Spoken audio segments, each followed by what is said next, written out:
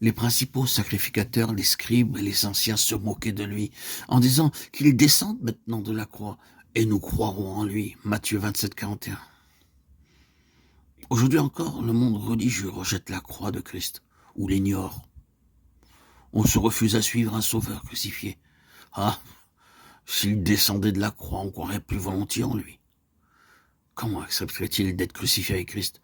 Ceux qui aiment les premières places, qu'on les salue et les appelle maîtres dans les endroits publics. Matthieu 23, 6, 7. Ils disent et ne font pas. Et s'ils condescendent à l'action, c'est pour être vus des hommes.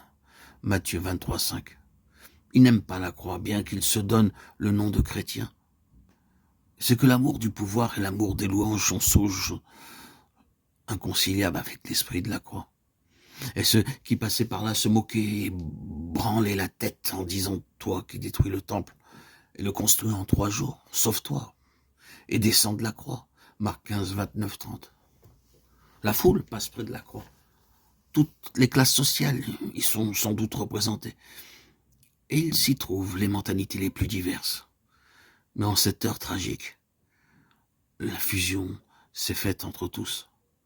Il n'y a plus qu'une masse anonyme qui suit le mot d'ordre venu des chefs et y obéit. Tout à l'heure, d'une seule voix, elle criait « Crucifie-le ». Maintenant, d'un même accord, il se moque de lui, lançant ironiquement à la tête de celui qui va mourir ses propres paroles. Soldats et voleurs, gouverneurs et sacrificateurs, anciens et scribes, tous sont exceptionnellement du même avis.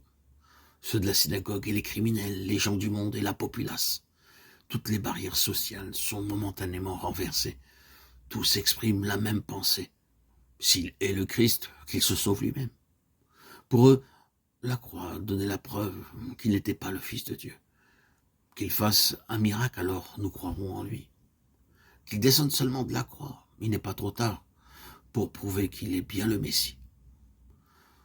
De nos jours, nous voyons encore autour du calvaire toutes les classes sociales et toutes les nuances d'opinion. Mais tous, mondains et sages de ce monde criminel et gens religieux, hochent la tête en passant devant la croix et pensent, comme les contemporains du Seigneur s'unissant de la sorte aux puissances des ténèbres qui se liguèrent alors contre le saint et le juste. Aujourd'hui encore, c'est tout un petit nombre de témoins qui restent fidèles à la croix et qui la prêchent. Par là, ils sont crucifiés au monde, comme l'apôtre des gentils. La croix est toujours la puissance de séparation. Point de terrain neutre au calvaire. Si en ce jour de défaite apparente, nous avions été, nous aussi, les témoins du supplice, eussions-nous dit que le scandale de la croix serait à jamais notre plus grand sujet de gloire? Et aujourd'hui, voulons-nous prendre sa croix? Sommes-nous prêts à être rejetés du monde? Du monde avec ses intérêts égoïstes et terrestres, ses ambitions, sa vaine gloire? Sommes-nous prêts à être rejetés du monde religieux avec son christianisme sans croix et sans roi? Qui veut enlever notre Seigneur, nous le dérober? Jésus a souffert hors du camp. Sortons donc du camp pour aller à lui, en portant son opprobre.